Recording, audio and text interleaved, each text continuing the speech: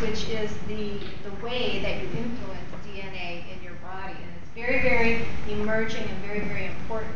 So I hope I can explain it to you. So epigenetics literally means above the genome. So what is giving instructions to the actual DNA to turn on or to turn off, to make a protein or to de-silence? That's what epigenetics refers to. And you can see in my diagram on the right, you can see the laddered DNA at the top has a methyl group, that's Me.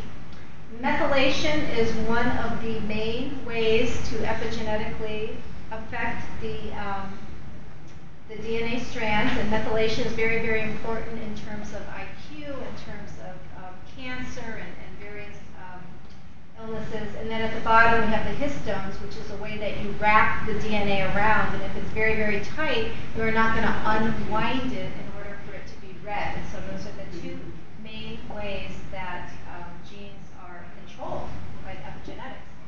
So we talked a little bit about the Human Genome Project. It really wasn't the be-all, end-all that everybody hoped it would be, because, for example, in the BRCA1 and BRCA2 story on breast cancer, it's very interesting that only 5 to 10% of women who have breast cancer have the BRCA1 and BRCA2 gene, which means 90% of women with breast cancer have it from environmental causes.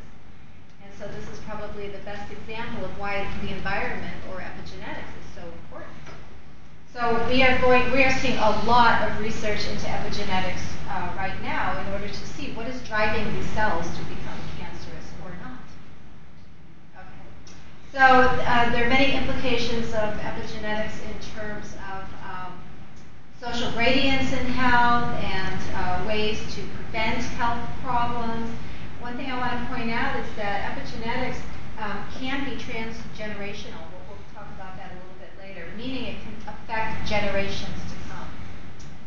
So the immigrant studies are showing that the health inequalities, they're influenced by where the people are moving to, not where they are from. And again, we're seeing this in Japanese women in breast cancer. When they arrive here, their rates of breast cancer rapidly approach the American. So the three key epigenetic factors are diet, stress, and environmental toxin exposure. I am an environmental medicine doctor, and so this is the area that I spend a lot of time in. So the Dutch famine of 1944 was the landmark paper that showed that the food blockade in the Netherlands had an effect on the pregnant moms with small babies, and that effect persisted into the next generation. And then there's other studies showing low-protein diets predict a particular silencing of the gene that contributes to the offspring's higher incidence of type 2 diabetes. We're seeing a big surge in that right now. And even the grandfather's experience of food availability was associated with a higher mortality risk in grandchildren. So that's a couple of generations. Yeah.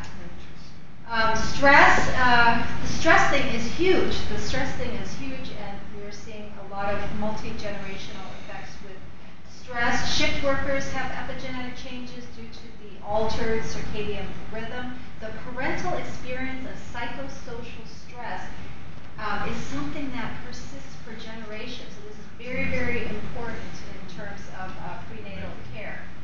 And then the ethnic immigrants and the socially disadvantaged are at increased risk as well due to stress. The environmental toxins, this topic is coming to the fore now, and we're seeing that exposure to a lot of things that we take for granted in our environment are just having horrible effects on our health.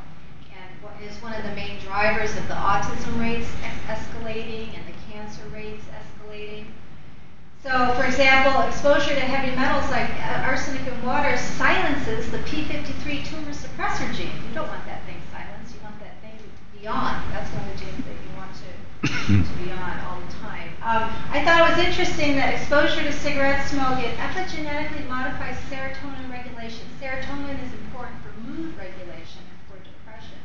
And then also influences the pro-inflammatory genes that can lead to asthma in the offspring.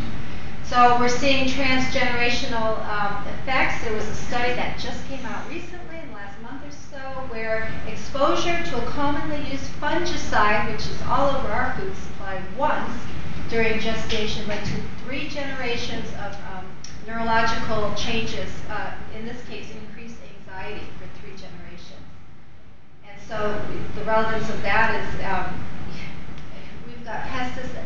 They're just looking at one fungicide, but we've got a plethora of things that we use in agriculture and in our environments that we are now going to be looking at in terms of BPA. Plastics is one of the ones that we're looking at very closely now. Oh, the male Inuit in Greenland are found to have significantly increased levels of persistent organic pollutants. That's what the POPs are. Than the European, and this leads to epigenetic changes associated with certain diseases because we are now seeing a groundswell of evidence showing that persistent organic pollutants are epigenetically changing our genes and predisposing to obesity and type 2 diabetes, which is rampant in the United States and also in other places as well.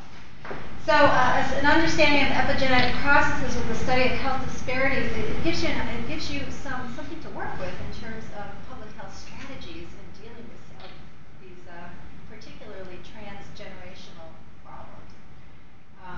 And then a big one at the end is that the HPA axis, that's the stress-induced problems in the offspring, and it can actually be reversed in the offspring by feeding them a diet rich in methyl donors as adults. So there is room to make changes even if some of the offspring already had the disadvantaged exposures during pregnancy.